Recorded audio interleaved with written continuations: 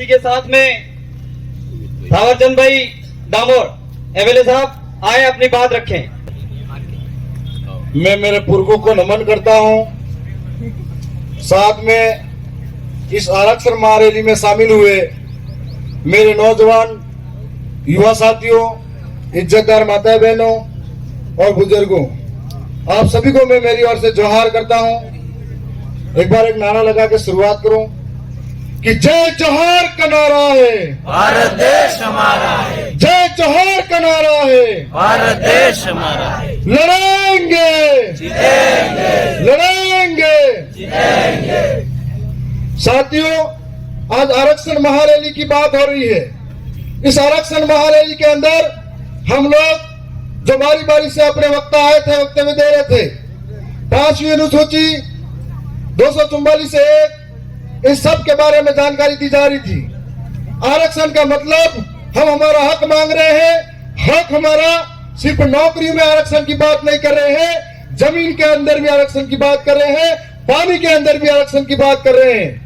आरक्षण के अंदर इस इलाके के जितने भी बांध बने हुए हैं, इन बांधों का पानी दूसरे राज्यों में ले जाया जा रहा है। इन बांधों का पानी यदि हमारे इलाकों को मिलता है तो आज बहुत बड़ा पलायन गुजरात और मध्य प्रदेश के अंदर हो रहा है, हमारे राजस्थान के अंदर हो रहा है। यदि पानी मिलेगा तो खेती की सुविधा बेहतर होगी, और खेती की सुविधा बेहतर होगी तो रोजगार मिलेगा। एक आरक्षण इसकी भी बात हो रही है। आरक्षण की बात हो रही है तो इस एरिया के अंदर, टीएसपी एरिया के अंदर, राज्य प्रशासनिक सेवाओं के अंदर हमारे को 12% आरक्षण मिला हुआ है, जिसके अंदर 6.5% जनसंख्या इस ट्राइबल बेल्ट की है। और हमको इसमें पृथक आरक्षण नहीं मिला हुआ है, जिसकी बदौलत यहाँ बैठे तमाम जो बेरोजगार युवा हैं उनके अधिकारों पर चोट होती है। और हर बार आरएस भर्ती के अंदर, चाहे वो 5 बार लगातार की आरएस भर्ती के अंदर हमारे साथ सबसे बड़ा कुटाराघात हुआ। और हम लोगों का एक एक व्यक्ति आज तक सिलेक्ट हुआ। यदि आरक्षण के हिसाब से होता, हम लोगों की नौकरियां कोई और नहीं खाता, तो हमारे 100 लोग कलेक्टर बनते, डीएम बनते, एसडीएम बनते, थानेदार बनते, तहसीलदार बनते। तो इसकी पैरवी नहीं हो पाई। और साथ ही आज नौजवानों के साथ में सबसे बड़ी मांग है, यहाँ से जितनी भी भर्ती होती है, हम लोग आर्थिक रूप से कमजोर है, इतने सक्षम नहीं है कि जो अमीरों के बच्चे हैं उनसे मुकाबला कर पाए। हमारे सामने सुबह उठ के घर का काम संभालते हैं, फिर तैयारी करते हैं, स्कूल जाते हैं, और कंपटीशन के अंदर हम लोग इतने मुकाबला बड़े लोगों से नहीं कर पाते हैं। तब हमारे सामने क्राइटेरिया लगा दिया जाता है कि इस भर्ती के अंदर 35% आरक्षण का प्रावधान होगा। और 35% आरक्षण के अंदर जिस दिन से क्राइटेरिया लगाया, उस दिन से कई सारे भर्ती के अंदर पद खाली पड़े हुए हैं हमारे नौजवानों के लिए। इस बात को कोई बोलने के लिए तैयार नहीं है, क्योंकि उन लोगों को डर लगता है इस बात को बोलेंगे तो हमारी टिकट कटेगी। आज आप सब और हम सब को जरूरत इसीलिए है कि लोकतंत्र के अंदर हम लोग हमारी आवाज को कई तरीके से संसद के अंदर भी रख सकते हैं, सरकारों तक पहुंचा सकते हैं। उसका एक जरिया है हम सड़कों पे आंदोलन करें, उसका एक जरिया है हम ज्ञापन दें, और उसका एक जरिया यह भी है हमारा व्यक्ति जिताकर लोकतंत्र की सर्वोच्च जो संस्था है विधानसभा और संसद सभा के अंदर भेजे, जो हमारी पैरवी कर सके। लेकिन आज तक ऐसा हुआ नहीं। जो लोग यहाँ से जीत कर गए खुद मालामाल हो गए। जब E&D का बय आया तब वो मालामाल दूसरी तरफ चले गए, भ्रष्टाचारी जोड़ो पार्टी में शामिल होने लग गए।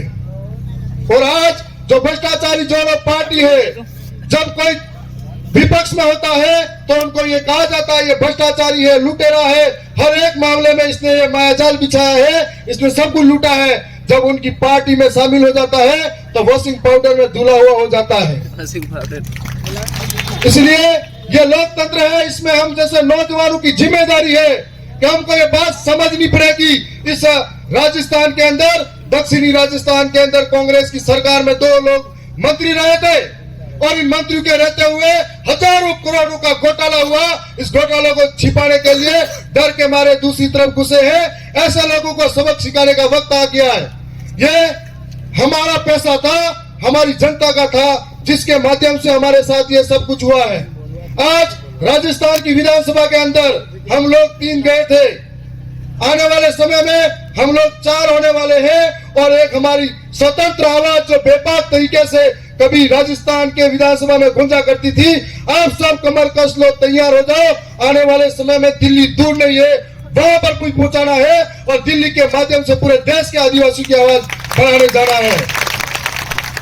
और मुझे पूरा भरोसा और विश्वास है, हम ऐसे वीरों के वंशज जो ये करके दिखाएंगे।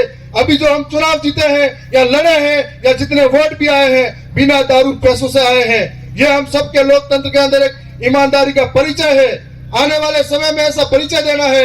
ये दोनों पार्टियां इतने दिन एक दूसरे को आई बाप कर रही थी, अब दोनों एक हो रही है और पंजे से कमल खिलाने की कोशिश करी है, लेकिन उस कमल पे हमारा हॉकी स्टिक भारी पड़ना चाहिए। ये काम हम सबको करना है। पुनः आप सबका धन्यवाद, जोहार करता हूँ।